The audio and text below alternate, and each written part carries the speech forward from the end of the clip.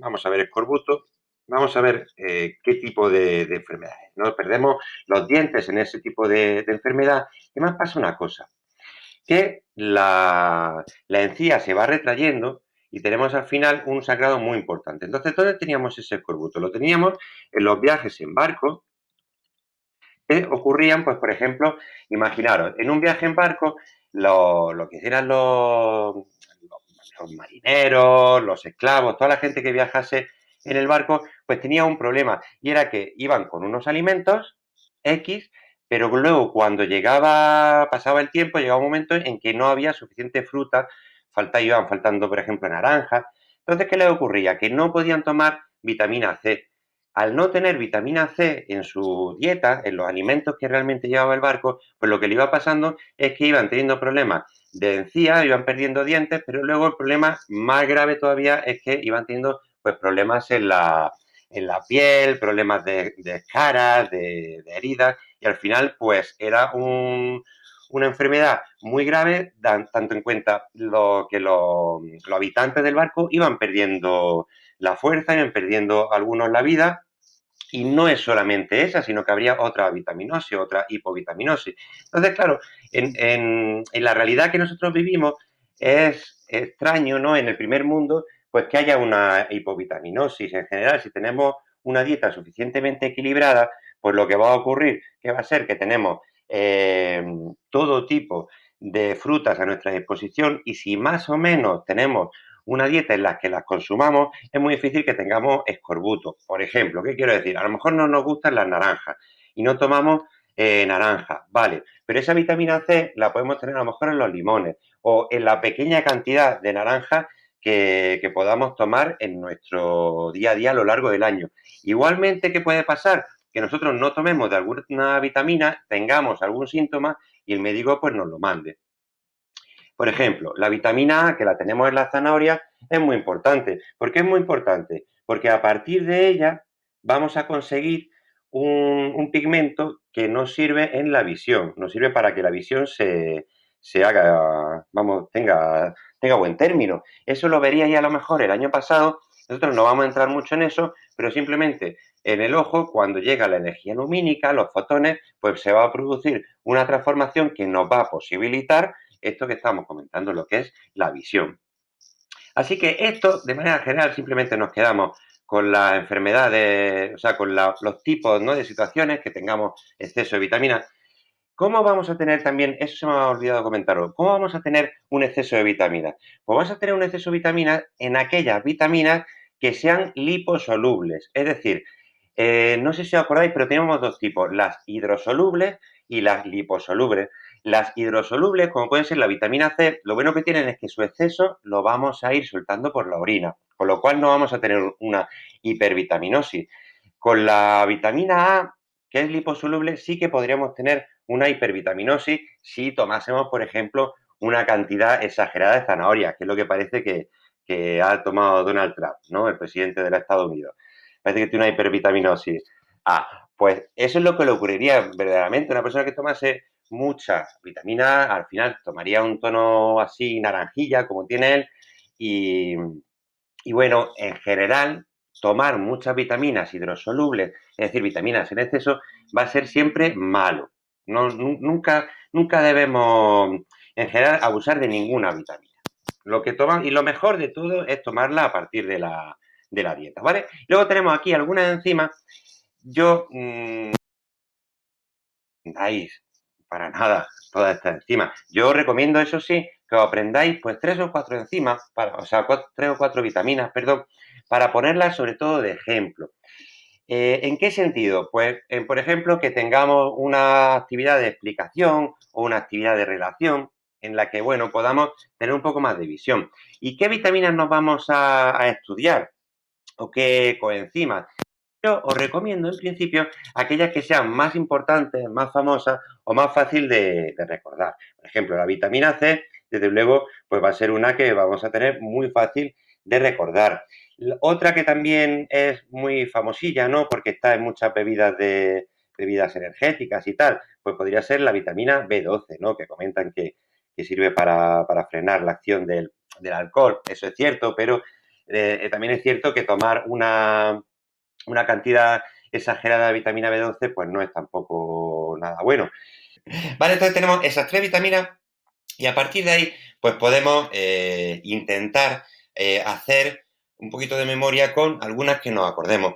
¿Dónde tenemos que centrarnos de todas estas maravillosas columnas que tenemos aquí? Pues yo os recomendaría centrarnos en aquella que habla de los alimentos donde la encontramos, que es algo más sencillo de recordar. También cuál es su función un poquito, alguna, por ejemplo, si tenemos la vitamina A, tenemos que saber que sirve para la visión. Eh, ¿Y qué pasa si no tomamos nada de vitamina A? Si no tomamos nunca, jamás zanahoria. Pues vamos a tener algunos síntomas como pueden ser estos, ¿no? O los de la vitamina B12. Por comentar algunos, lo de la vitamina A es la ceguera nocturna, que no sé si sabéis lo que es, que algunas personas, cuando eso que dicen de eso que por la noche los gatos son pardos, ¿no? Pues a algunas personas les pasa efectivamente que por la noche pierden mucha visión en comparación con el día. Eso puede provocar, por ejemplo, problemas al conducir. Entonces, muchos de esos problemas se vienen o están derivados de no tomar suficiente vitamina A. Otro problema también sería la xeroftalmia, que es un crecimiento anormal de los ojos, digamos que se salen un poquito de las cuencas. Una de las razones para tener xeroftalmia pues sería la falta de vitamina A. También podría ser por falta de tiroides. Así que bueno, esto es un poquito que hagáis un pequeño resumencillo, que no va a ser precisamente lo más importante del tema, porque lo que sí es más importante lo tenemos en la página siguiente, en el epígrafe siguiente, que es el tema 5, energética celular. Entonces, en este, digamos, en este epígrafe vamos a ver la parte de termoquímica, o mejor dicho, vamos a ver en qué nosotros vamos a diferenciar algunas de las reacciones bioquímicas que vamos a ver después, simplemente para encuadrarlas dentro de la idea de química. Pero no vais a encontrar seguramente una actividad en la cual os hablen, por ejemplo, de la energía libre, como si os la podréis encontrar a lo mejor en química, no lo sé. Pero aquí no nos vamos a encontrar tanto. Simplemente vamos a encuadrar un poquillo para que nos suene. Nosotros me voy a ir a la grafiquilla, que va a ser mejor que irme a la gráfica directamente. Nosotros tenemos dos gráficas abajo y si nos fijamos, en una son las gráficas que vimos la otra vez. En un lado tenemos los reactivos y en otro lado tenemos los productos. Esto es el nivel energético. En general, imaginad que cuanto más compleja es una molécula, imaginaros, cuanto más elementos, más enlaces químicos tiene, ¿qué va a ocurrir? Va a tener una mayor complejidad y además, dentro de sus enlaces, de las moléculas que tiene, va a tener una mayor energía. Por lo tanto, nosotros vamos a poder situar en un nivel energético las moléculas que nosotros estudiamos. Imaginaros que nosotros tenemos aquí una sustancia que vamos a romper sus enlaces y vamos a obtener los elementos que la forman por separado, ¿no? Los miembros que la forman. ¿Qué va a ocurrir? Pues que nosotros cuando rompamos esos enlaces vamos a liberar una energía. Ya lo veíamos, no sé si os acordáis, con el ATP. Con el ATP, cuando rompemos el enlace, lo que ocurre es que liberamos energía. Entonces el ATP pasa a ADP precisamente para eso, para liberar energía. Bueno, pues todo esto que estamos viendo es simplemente eso, el nivel energético. Una sustancia puede estar en un nivel energético alto y cuando se produce la ruptura de lo que lo compone, es decir, cuando se produzcan los productos, cuando se forman los productos, se va a situar en un nivel energético más bajo. Eso significa que al haber bajado el nivel energético es como un tobogán. Si nosotros nos desplazamos hacia abajo, lo que estamos es liberando una energía. Esa energía que estamos liberando, dado que la estamos liberando, hace que la diferencia de energía, ese factor G, ¿vale? La energía libre de Gibbs, aquí fijaos que ni siquiera hablan mucho de ello, simplemente la variación de energía, pues va a ser positiva. ¿Por qué va a ser, perdón, va a ser negativa? Porque bajamos, los productos están más abajo de los reactivos. En el siguiente paso, la variación de energía va a ser positiva por lo contrario, porque los reactivos van a estar en un nivel muy bajo de energía y cuando se produzca la reacción química, ese producto va a tener un nivel de energía mucho más alto. Lo necesario para que entendamos esto simplemente es que penséis en una sustancia que tiene contenida mucha energía y que cuando se produzca la reacción química y se rompa en otra sustancia, digamos que pase a liberar esa energía o que ocurra lo contrario, que tengamos una sustancia con muy poquita energía que cuando se produce la reacción química se sitúa en un nivel energético más alto. Así que en función de eso vamos a tener dos tipos de reacciones. Las reacciones en las que la variación de energía sea negativa, que se van a llamar exergónicas. ¿Por qué? Porque lo que hacemos es liberar energía. Como dicen aquí, produce un aumento del desorden. Pero nosotros no vamos a entrar mucho en la entropía, o casi nada. Vamos a quedarnos simplemente en que cuando se produce esa bajada del nivel de energía, esa energía, ¿qué va a ocurrir con ella? Pues se va a liberar. ¿Y qué va a ocurrir con lo contrario? Pues que para subir ese tobogán, nosotros vamos a tener que coger energía. Esto es lo mismo que si pensamos en dejarnos caer por el tobogán, no nos va a costar ningún esfuerzo. Pero en cambio, subir por el tobogán sí que nos va a costar esfuerzo. Entonces, ese esfuerzo sería energía que nosotros tendríamos que meter a la reacción para que sea posible. ¿Qué tal un poco esta idea? ¿Ha quedado clara? ¿Poco bien? Esto es más o menos bastante importante. O sea que si luego haremos alguno de las tareas de los ejercicios, pues tendrá que ver con eso. Venga, muy bien. Entonces, en función de esto vamos a tener reacciones que liberan energía y reacciones que necesitan consumir energía. Entonces eso va a ser ya justamente la idea del propio metabolismo.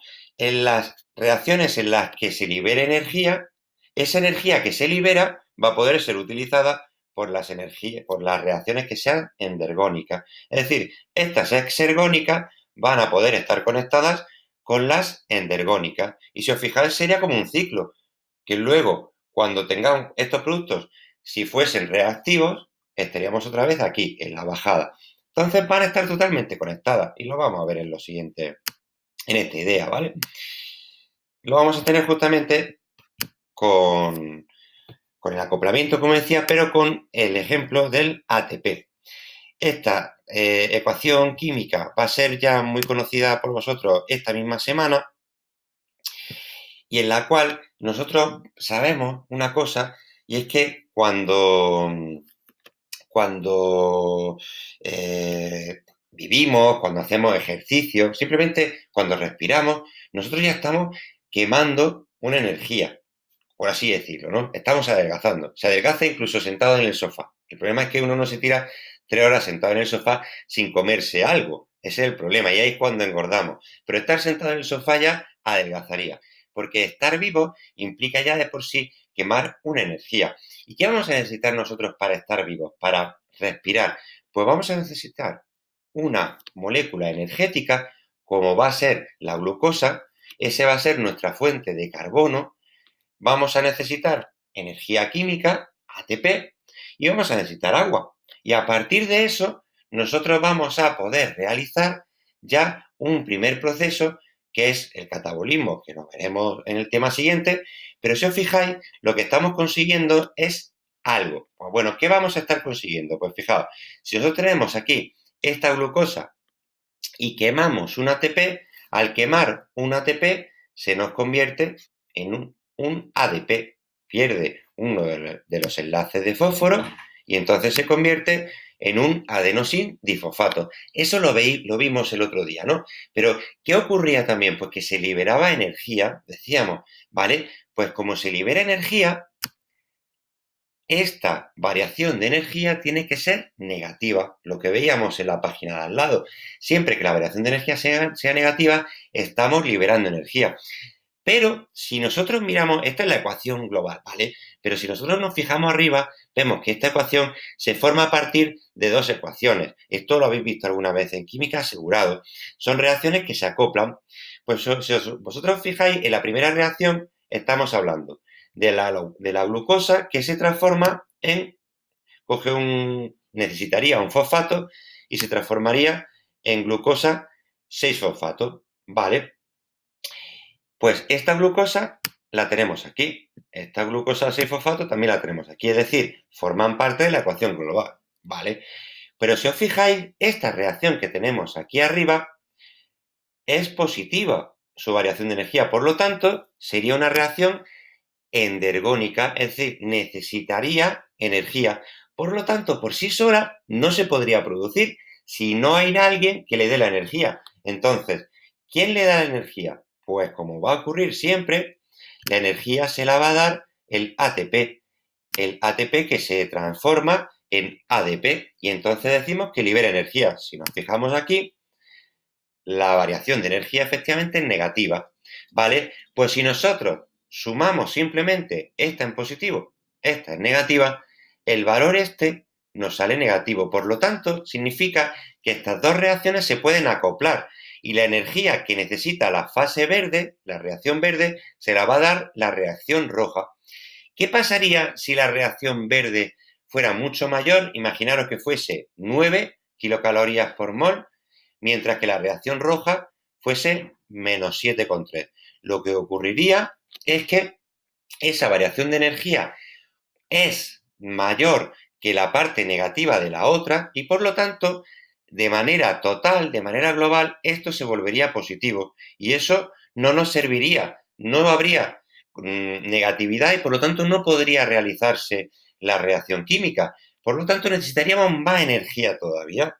Así que, cuánta energía necesitemos en esta reacción roja va a depender de la reacción verde, de qué cantidad de energía necesite la reacción verde. Y por eso vamos a ver que en el metabolismo hay algunas reacciones químicas que necesitan que el ADP además se transforme en AMP para conseguir todavía más energía. Es como este engranaje que vosotros tenéis aquí. Para conseguir todo este trocito verde necesitamos toda esta energía que se consigue gracias al ATP. ¿Qué ocurre si falta el ATP? Que esta reacción no se va a poder realizar. Por eso dicen que el ATP es la moneda de cambio energético o la moneda energética directamente. ¿Qué suele ocurrir aquí? ¿Vale? Tenemos aquí, dice, papel el ATP como transportador de energía. Tenemos nosotros aquí un ATP que puede transformarse en ADP y entonces pensamos, ¿qué va a ocurrir con ese fósforo que pierde el ATP? Porque lo necesita perder para liberar esa energía. Pues ese fósforo va a ir a otra sustancia que lo que le va a ocurrir es que se va a fosforilar. Si os fijáis, este fósforo que tenemos aquí es el mismo fósforo que ha cogido esta sustancia y se lo ha quedado. Digamos que le pasa la pelota y entonces se fosforila. Eso va a tener unas consecuencias, bueno, que van a depender en cada situación. Pero ¿y si ocurriese lo contrario? ¿Vale? Que tuviésemos aquí un ADP, que ese ADP necesitase transformarse en ATP, por ejemplo, para coleccionar energía, para quedársela. Pues nada, lo que ocurriría es que este ADP tomaría el fósforo que le diese otra sustancia. Entonces, esa otra sustancia la vamos a tener en el ATP en el siguiente paso. Así que es una pelota que se puede ir pasando. Al que le caiga la pelota se va a fosforilar, simplemente. Ese enlace de fósforo, ¿cuál es la ventaja que tiene? Que son enlaces ricos en energía. ¿Vale? Así que el ATP podrá transformarse en ADP y a su vez el ADP también podrá transformarse en AMP y viceversa. De esa manera, o liberamos energía o la coleccionamos.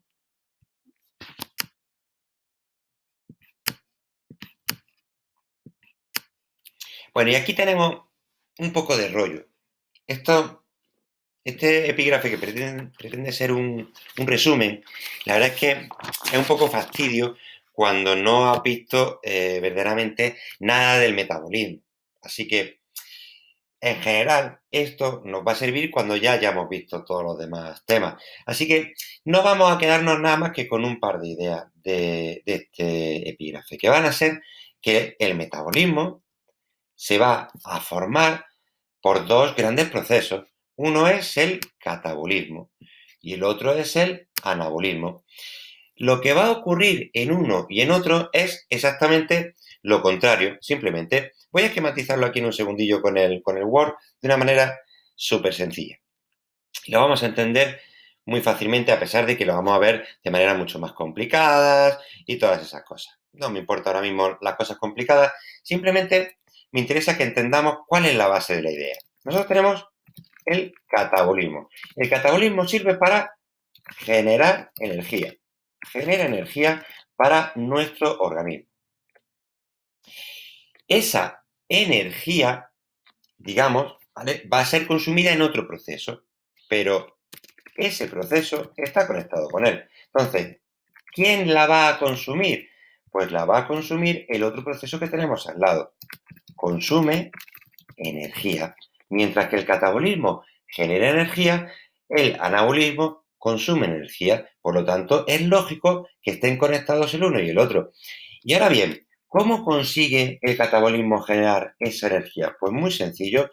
Coge moléculas complejas, por ejemplo, imaginaros, la, la glucosa, por ejemplo, pero podríamos tener el almidón, pero vamos a coger directamente la glucosa, ¿vale? Entonces, una molécula compleja la va a transformar en moléculas sencillas.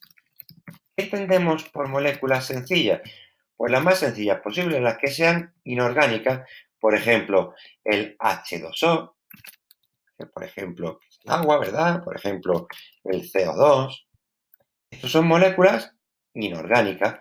Por lo tanto, coge una molécula orgánica y la transforma en una molécula inorgánica. Dado que estas moléculas complejas tenían en sus enlaces energía, como las estamos haciendo más sencillas, las estamos rompiendo, por así decirlo, vamos a generar energía. Por lo tanto, si vemos de las dos gráficas que teníamos antes, estas dos gráficas que veíamos de la energía, de la variación de energía y tal, pues nosotros cogemos una molécula con un nivel energético alto y la transformamos en una molécula sencilla con un nivel energético muy bajo. ¿Qué conseguimos a cambio? Generar energía. Pues eso es lo que estamos haciendo nosotros en el catabolismo. Por lo tanto, la gráfica de la izquierda sería, digamos, un proceso catabólico. Así que esa energía que nosotros hemos utilizado, que hemos generado, ¿dónde la vamos a utilizar? Pues lo vamos a utilizar en el anabolismo. Ese anabolismo, ¿para qué nos sirve? ¿Por qué queremos consumir esa energía que hemos generado? Pues nos va a servir para realizar funciones vitales y crecimiento. Por ejemplo, ¿qué queremos decir con eso? Pues bueno, nosotros, cada tejido que tenemos que mantener, por ejemplo, imaginad el tejido muscular. Bueno, pues eso lo vamos a, digamos, utilizar como ejemplo. Nosotros, si formamos más músculo, vamos a necesitar quemar energía. Por eso vamos al gimnasio, para consumir energía y transformar nuestro cuerpo consiguiendo más músculo, para favorecer un crecimiento del tejido muscular a cambio de consumir energía. Pero podríamos pensar en otro ejemplo, podríamos pensar en la fotosíntesis, en las plantas. ¿Qué necesitan las plantas? Las plantas van a utilizar moléculas sencillas para conseguir moléculas complejas. Es decir, por ejemplo, en el caso, voy a poner aquí, fotosíntesis. En el caso de la fotosíntesis van a coger moléculas sencillas como son precisamente las que comentábamos antes, el agua y el CO2. Por ejemplo, con esas moléculas sencillas, ellas lo que consiguen es provocar el crecimiento, por ejemplo, de su tallo, ¿verdad? Y una planta cuando crece va teniendo un tallo, etcétera. Pues esas moléculas complejas van a ser, por ejemplo, pues para tener glucosa, para que esa planta pueda tener glucosa. ¿Para qué va a necesitar esa glucosa? Pues una vez más, conectamos con el catabolismo. Es decir, el catabolismo sirve para que se produzca el anabolismo y el anabolismo sirve para que se produzca el catabolismo. Por lo tanto, están completamente acoplados un proceso y el otro. Si nosotros, por ejemplo, ¿no? Si nosotros estamos tomando todo el rato mucha azúcar, estamos tomando todo el rato mucho dulce, pues lo que vamos a estar generando nosotros es una glucosa que vamos a ir acumulando. Si esa glucosa no la quemamos de ninguna manera, pues lo que va a hacer esa glucosa es irse acumulando en el organismo y como seguro que ya sabéis, esa glucosa después se va a convertir en grasa y por eso pues vamos a ir engordando. Así que uno y otro van a estar completamente conectados. ¿Qué tal ha quedado esta idea?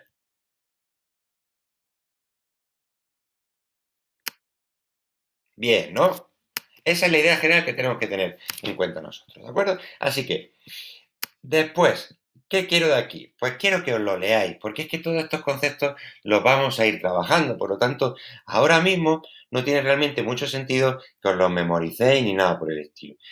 Nosotros vamos a tener metabolitos. Los metabolitos son sustratos y productos. Eso sí que os recomiendo que os lo apuntéis, ¿vale? Es decir, nosotros vamos a ver muchas reacciones químicas y vamos a tener unos reactivos y unos productos. Solo que los reactivos solo los llamamos en biología sustratos. Pues bueno, vamos a tener sustratos y productos. Pues ambos son metabolitos. Los metabolitos son simplemente intermediarios de las rutas del metabolismo, es decir, las sustancias que encontramos en el metabolismo. Por ejemplo, la glucosa que comentábamos antes. Luego, ¿qué más vamos a tener? Vamos a tener lo que son nucleótidos, que ya lo hemos hablado antes. Nucleótidos que no forman ácido nucleico, que son nucleótidos transportadores de electrones, que se llaman, y son estos que tenemos aquí. El NAD, que se podía transformar en NADH, el NADP, que se podía transformar en NADPH.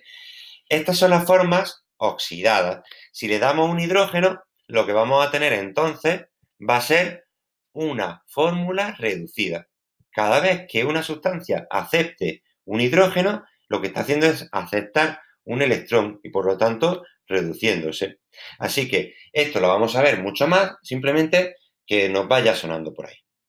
Dice moléculas con enlaces ricos en energía. Por ejemplo, el ATP, que va a ser el más así, el más usado, el universal, pero el ATP, como recuerdo, también se puede obtener a partir de otras bases, ¿no? En vez de adenosina, si tenemos guanosina, pues tenemos guanosin trifosfato y tenemos convertores como si fuesen traductores que permiten que se transformen los unos en los otros.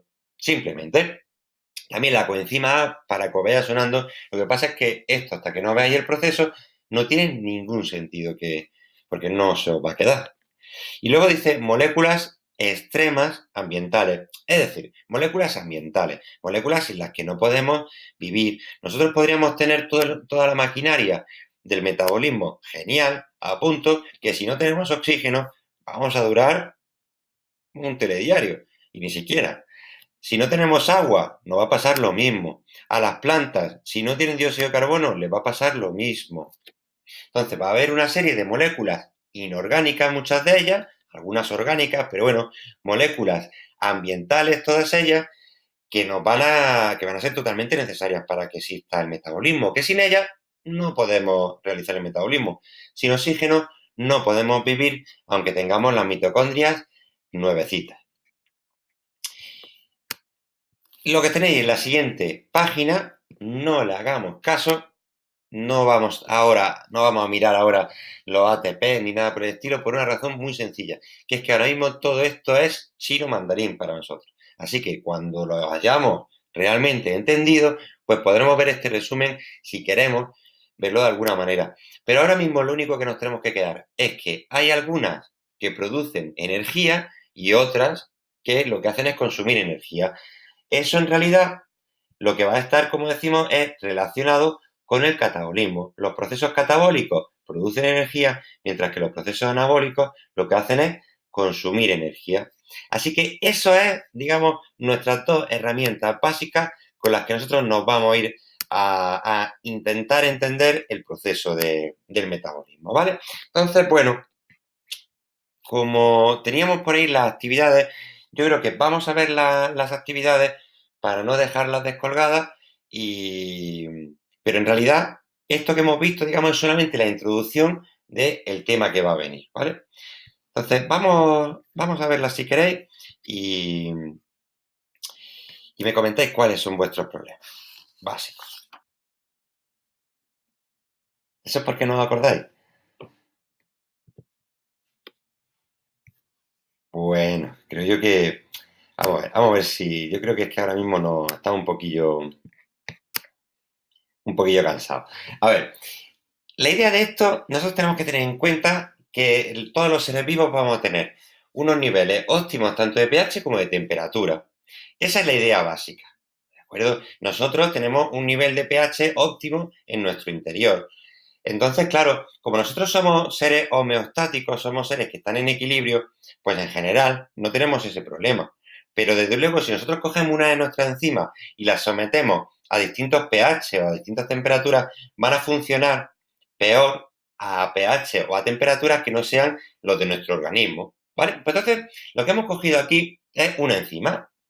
Tenemos aquí una enzima que la hemos sometido a 3 pH distintos, simplemente, y hemos medido su actividad. Entonces siempre vamos a tener el mismo tipo de reacción, una reacción en la que tenemos velocidad de la reacción, es decir, cuánto se está realizando la reacción, con qué intensidad, ¿vale? Y la otra va a ser la concentración de sustrato, que es cuánto sustrato nosotros le vamos a echar. Entonces, sí, claro, sí que lo suyo aquí pues sería hacer una práctica para que vieseis esto. Nosotros imaginaros, nosotros estamos aquí en el laboratorio y tenemos, primero, tenemos la misma enzima, ¿vale? Pero primero vamos a trabajar con un pH 5. Entonces, pues nada, cogemos a la enzima, la ponemos a un pH 5 y nosotros le vamos añadiendo sustrato. Le vamos echando cada vez más sustrato, cada vez más sustrato, cada vez más sustrato. Y vamos midiendo. Entonces vemos que la enzima, cuando le vamos añadiendo sustrato, en este pH llega como mucho a esta velocidad. Llega como mucho a esa. Vale. ¿Y si nosotros le subiésemos un poquito el pH? Pues haríamos lo mismo. Le subiríamos el pH y entonces le iríamos echando sustrato. Y le vamos echando sustrato, le vamos echando sustrato. Y entonces lo que ocurre es que vemos cómo evoluciona. Siempre va a haber un momento en el que la velocidad es máxima, porque la enzima ya no admite más sustratos, porque todos sus centros activos están ya pillados. Eso es como si entra a una discoteca y ya está todo el mundo hecho pareja. Ya no vas a ligar asegurado, porque no hay ni una sola persona soltera, ¿no? Pues esto es lo mismo. Cuando la enzima está saturada, el sustrato, no, por mucho que echemos, ya no va a conseguir nada. Pues entonces esa es la velocidad máxima. Si os fijáis, esa velocidad máxima es mayor en el pH 6 que en el pH 5. Por lo tanto, el pH 6 es mejor que el pH 5. Pero, ¿y si le subiésemos un poquito más? ¿Y si el pH fuese 7,3? Pues vemos que la velocidad máxima, haciendo exactamente lo mismo, es mayor que con los otros pH. Por lo tanto, ¿cuál va a ser el pH óptimo de esa enzima? El 7,3. Porque digamos, con todos los demás pH vamos a conseguir menor producción. Imaginaros que es una planta y que lo que está actuando es su enzima Rubisco. Y entonces la planta está fijando dióxido de carbono. ¿Qué va a ocurrir? Pues va a ocurrir que la planta va a funcionar mejor a un determinado pH. Si lo ponemos más ácido o más básico, la planta no va a poder funcionar igual de bien. Y eso es un factor que le va a provocar, por ejemplo, un mayor o un menor crecimiento. Pues con los seres humanos es lo mismo. Hay enfermedades como la diabetes, que la veremos, que produce acidosis en los pacientes. Pues ese paciente tiene en su medio interno un pH que no es adecuado. Por lo tanto, va a haber muchas enzimas que se van a ver afectadas por ese pH. Y por eso es un síntoma muy, muy malo, el de la acidosis. ¿Qué tal ahora con lo de la gráfica? Ahora sí, ¿no? Y en la actividad 17, os la recuerdo ya por ver el otro factor ambiental, sería la temperatura. Nosotros tenemos, después de haber pasado el mismo tiempo, estamos viendo cuánto producto hemos formado de una enzima. Esta es la cantidad de producto y esta es la temperatura. Pues nada, pues vemos que la mayor cantidad de producto se obtiene con una temperatura de 40 grados. Y eso es lo que os comentaba que lleve a que, por ejemplo, los vegetales tengan periodos de plantación y periodos de cosecha, ¿verdad? No vamos a poner digamos, tomate en una época mala o vamos a poner lechuga en una época mala, etcétera, porque no vamos a tener unas condiciones de temperatura adecuadas para esas plantas. Los seres humanos o los mamíferos en general, como comentaba, no tenemos ese problema porque nos adaptamos en la medida de nuestras capacidades, pero nos adaptamos bastante a los cambios de los factores ambientales porque somos homeotermos, ¿vale? En general tenemos homeostasis. Pues nada, pues vamos a meternos ya en faena. Ahora ya se empieza, digamos, lo de verdad, la parte complicadilla, que no es que tampoco sea complicadísima, pero que es verdad que, digamos que por el tema de ser así más bioquímica, pues resulta un poquillo más complicado. Así que vamos a pasar al tema 12 y vamos a ver el catabolismo.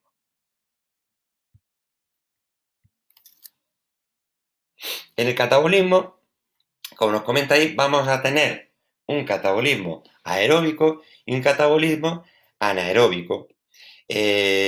Como su propio nombre indica, en el aeróbico vamos a necesitar oxígeno y en el anaeróbico no lo vamos a necesitar. Simplemente es eso. Así que, ¿qué va a ocurrir en el catabolismo aeróbico? ¿Para qué funciona? Bueno, pues lo que va a ocurrir en este catabolismo es que nosotros vamos a tener una serie de reacciones químicas que nos sirven para producir energía, como comentábamos. Para eso van a servir y no para otra cosa. Así que esa no podemos perderlo de vista, que todas va a ser para lo mismo, para coger moléculas complejas, como pueden ser aminoácidos, como pueden ser glúcidos o como pueden ser grasas, y a partir de ellas realizar una serie de reacciones que nos den moléculas sencillas, como pueden ser agua, como pueden ser dióxido de carbono.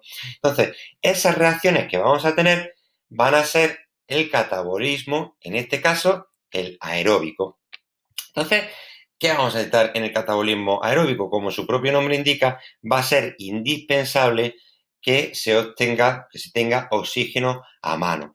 ¿Y de qué se va a componer? Pues bueno, como tenéis en el epígrafe 1.1, volvemos a lo mismo. Aquí tenemos un mogollón de texto y lo que nos tenemos que quedar con la idea es más bien los esquemas. Nosotros vamos a tener reacciones redox. ¿Y qué eran las reacciones redox? Que conseguíamos oxidar a una sustancia mientras que se reducen otras. Por ejemplo, pongo aquí un ejemplo. Ya para la clase siguiente me traeré ya mi tableta y lo dibujaré para que sea un poquillo más rápido. Nosotros imaginaros, tenemos una sustancia A que tiene un hidrógeno unido a ello. Entonces, esa sustancia A se dice que está reducida. Entonces, esa sustancia A se va a juntar con una sustancia B. La sustancia B, como no tiene nada, no tiene ningún hidrógeno, pues se dice que está oxidada. Entonces, en estas reacciones de este tipo, lo que ocurre es que esta molécula A pierde el hidrógeno y por lo tanto se dice que está oxidada o que se oxida, mientras que ese hidrógeno va a ir a parar a la molécula B. La molécula B entonces se va a decir que está reducida. Simplemente esto es lo que ocurre, así de sencillo. Por lo tanto, claro, la molécula oxidada se reduce, mientras que la molécula reducida se oxida. Simplemente tener claro ese lenguaje. Pues puede ser, fijaros, simplemente que nosotros tengamos un NADPH o un NADH, que esto es un transportador de electrones. Entonces, este transportador de electrones le puede dar el hidrógeno a la molécula B y entonces este NADH pierde su hidrógeno y se transforma en NAD. Pues eso es lo que vamos a ver en muchas de las reacciones. O que ocurra lo contrario, ¿verdad? Que en vez de ir en sentido a la derecha, vaya en sentido a la izquierda. Son todas estas reacciones redox, pueden estar en un equilibrio y darse tanto en un sentido como en otro. ¿Qué tal en esto de reducido y oxidado? Bien, ¿no? Vale. No es complicado, ¿verdad? Pues vamos entonces a empezar a ver esos procesos catabólicos. El primer catabolismo que vamos a ver nosotros va a ser el catabolismo de la glucosa. Entonces, lo que va a ocurrir, os lo pongo esquematizado aquí, es que al final lo teníamos en el esquemilla de al lado, ¿vale? La glucosa va a pasar por un proceso por el cual se va a romper. Ese proceso se llama glucólisis. Así que la glucosa va a ir a la glucólisis y a partir de esta glucólisis nosotros vamos a tener, ya que estamos dentro del catabolismo aerobio, vamos a tener dos posibilidades. Que esto vaya a una fermentación, pero no es el caso de los seres humanos. En el caso de los seres humanos va a ir a un ciclo que seguro que sonaros os suena, que es el ciclo de Krebs. Entonces, a partir de este ciclo de Krebs, nosotros lo que conseguimos finalmente es un conjunto de energía. Eso es para lo que sirve, ¿vale? Para formar un conjunto de energía que luego lo vamos a utilizar ¿en dónde? En el anabolismo. Así que esta glucosa va a ir a este primer proceso que se llama glucólisis. Es muy importante ya que os apuntéis, aunque os lo voy a repetir muchas veces, que la glucólisis es común. A ver si me voy yo a Pinterest. Es común al catabolismo aeróbico y al anaeróbico. Nosotros vamos a ver ahora el aeróbico, pero también en el anaeróbico, una parte de él va a ser común al aeróbico que pase precisamente aquí, en la glucólisis. Por lo tanto, la glucólisis en realidad no precisa oxígeno. Es algo importante que os vayáis apuntando, ¿vale? Bueno, no puedo separarlo. Es algo que vayáis apuntando por ahí para tenerlo en la cabeza, simplemente en la cabeza. La glucólisis no va a consumir oxígeno. Por lo tanto, va a poder ser común al aeróbico y al anaeróbico.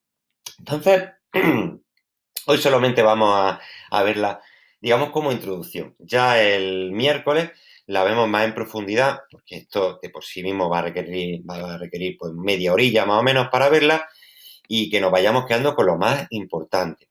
Entonces, ¿para qué va a servir la glucólisis? Es la primera gran idea que nosotros tenemos que tener en cuenta. Pues bueno, la glucosa en esta reacción va a transformarse en un intermediario muy interesante, muy importante, que es el ácido pirúvico. Entonces, simplemente la glucosa sirve para que una molécula de 6 carbonos, nos lo vamos apuntando por ahí, ¿vale? Viene aquí en el libro, pero nos vamos así haciendo nuestro esquemilla, que la glucosa se transforma en ácido pirúvico y este ácido pirúvico tiene 3 carbonos cada uno. Por lo tanto, lo que hacemos es romper una molécula de 6 carbonos, la rompemos simplemente en 2 moléculas de 3 carbonos. Esas moléculas de 3 carbonos es el ácido pirúvico. Así que cuando luego veamos el ácido pirúvico, lo vamos a ver que tenemos que repetir 2 veces la reacción porque van a entrar 2 ácidos pirúvicos. Pero bueno, eso es para la siguiente reacción. Aquí ahora mismo nos quedamos con que la glucosa al final de todo el proceso va a acabar en ácido pirúvico. Y para ello vamos a tener varias etapas. Fijaos aquí, ¿vale? Entonces, en estas etapas os diréis, no, qué horror. Vale, es horrorcillo, si yo no digo que no. Pero vamos a empezar siempre, primero, con los nombres. Siempre con los nombres.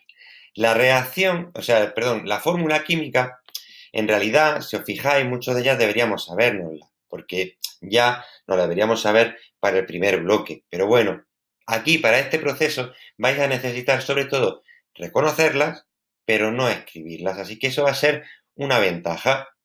Así que vamos a tener que la glucosa es la primera que entra aquí, entra en esta primera etapa y a partir de esa etapa, si os fijáis, al final de todas ellas, vamos a tener un ácido pirúvico doble, es decir, vamos a tener 2 ácidos pirúvicos. Así que de cada una de estas reacciones lo que nos vamos a tener que saber es el número de carbono. Así que esto lo vamos a dejar para ya el miércoles y ahora lo que vamos a hacer es una actividad de repaso del libro pero del tema anterior, del tema 11, para trabajar un poquito esto. A ver, os voy a decir la página.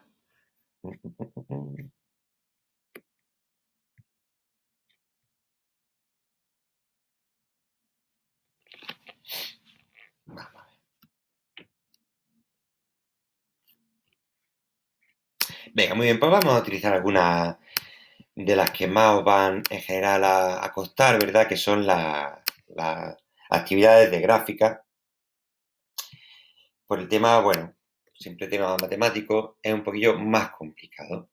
Vamos a irnos a la 32, que está en la página 189.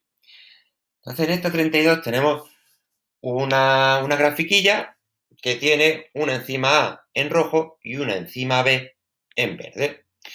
Como siempre, vamos a tener un eje de la Y en la cual nos va a medir la actividad, qué cantidad de productos formamos al fin y al cabo, y en el eje de la X vamos a tener uno de los factores ambientales. Los dos principales, como decíamos, son el pH y la temperatura. Por lo tanto, el pH y la temperatura van a ser normalmente los que encontremos en el eje de la X. Ahora os pregunto, venga, pregunta esa trampa. ¿Por qué va a ser el pH y la temperatura lo que nos encontremos con esto de las enzimas? ¿Por qué afectan el pH y la temperatura? A ver quién me lanza la pregunta, la respuesta más sencilla y más rápida.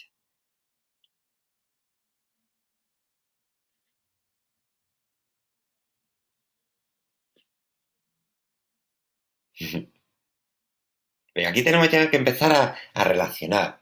El problema de esto es eso, que si nosotros pudiésemos ver todo el temario en un mes y luego tirarnos los siguientes 8 meses relacionando las cosas, sería lo suyo. Tiene que ver, os lanzo pista, con un tema del bloque 1 de las biomoléculas.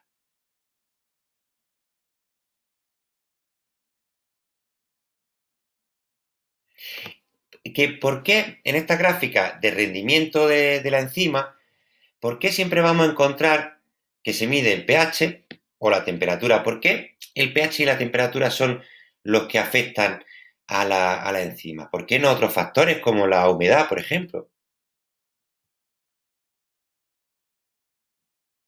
Claro, esa es la idea. Las enzimas son proteínas y por lo tanto la temperatura extrema, tanto en positivo como en negativo, y lo mismo le pasa al pH, pueden desnaturalizar una proteína y en general, perdón, ir alterando sus funciones. Y esto es lo que nos ocurre. Nosotros tenemos una enzima A que va a alcanzar, siempre las enzimas alcanzan un óptimo, una temperatura o un pH en el que trabajan geniales, perfectos. ¿No? Pues en la enzima A, ¿qué temperatura más o menos sería su temperatura óptima? Tendríamos que, ¿verdad? Ir al eje de las cisas. Por ahí andan, ¿verdad? Entre 40, 45 más o menos, tenemos el óptimo de esta enzima. Entonces, la otra enzima, la enzima B, a esa temperatura, ¿funciona igual de bien? No, funciona mucho peor. La enzima B, cuando funciona en realidad mejor, pues fijaos que es a una temperatura pues de 70 grados. Fijaos qué temperatura más alta. Podríamos estar hablando, por ejemplo, imaginaros, de una bacteria que viviese en el desierto, imaginaros, a 40 grados, entonces sus enzimas van a estar adaptadas a esa temperatura.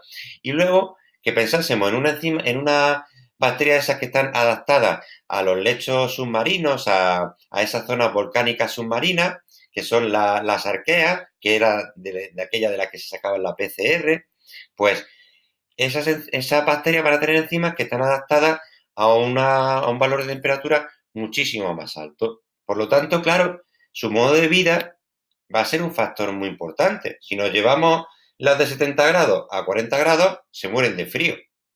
Pero es que si nos llevamos las de 40 grados a 70 grados, se mueren, pero directamente. Se mueren de calor. Y por eso también, lógicamente, por ejemplo, ¿qué pensamos? Pues pensaríamos en bacterias, pensaríamos en plantas. Hay plantas que son del desierto, hay plantas que son del bosque mediterráneo, ¿vale? Entonces, esas plantas que van a estar adaptadas a unos niveles de temperatura o de pH. Cuando vamos a la sierra, por ejemplo, de Huetor Santillán, vamos a encontrar unas zonas en las que tenemos sobre todo pinos. A partir de una altitud, ya casi no va a haber pinos y los pinos van a dejar paso a otro tipo de vegetación, como pueden ser encinas. Entonces, ¿eso qué va a tener que ver? Con la temperatura y también con el pH del suelo, de la montaña. Todo eso va a determinar al fin y al cabo que los seres vivos puedan estar a gustito o muy incómodo. Así que ese tipo de gráficas, las que hemos visto en los ejercicios que ya hemos hecho, son las que nos vamos a encontrar. Esas son las que simplemente tenemos que darle un poquito más de atención. ¿Vale? Os voy a pasar ahora una pequeña actividad. Hoy va a ser solo una, para que, bueno, si tenéis agobio de otras, podáis recuperar energía. Una actividad en la que tenemos que pensar un poquito. Es decir, hemos visto actividades que serían del bloque 3, hasta ahora mismo pues voy a pasar una actividad que sea del bloque 2, del bloque de razonamiento.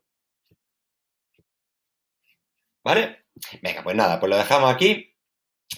Y mañana, pues nada, mañana para el examen nos vemos a las 9:15 y recordad que ya va a ser modelo COVID, entonces vamos a tener 3 bloques, en cada una 5 preguntas y lo que vamos a hacer seguramente, seguramente no, os lo iba a proponer, sea que vamos a hacer, en vez de 7 preguntas, vamos a hacer 6 preguntas. ¿Por qué lo digo? Porque vosotros allí vais a tener 1 hora y media en el otro modelo, o sea, en la realidad quiero decir, y aquí solo vamos a tener 1 hora. En esa media hora, una de las cosas que vaya a gastar, una de las cosas que vais a gastar tiempo es en decidir. Como aquí vaya a gastar ya tiempo en decidir, vamos a quitar una de las preguntas. Yo os lo dejaré bien clarito y mañana os lo recordaré. Pero así ganamos un poco de tiempo para que podáis decidir y que decidáis bien dentro de lo que cabe. ¿De acuerdo? Venga, pues nos vemos mañana. Hasta luego.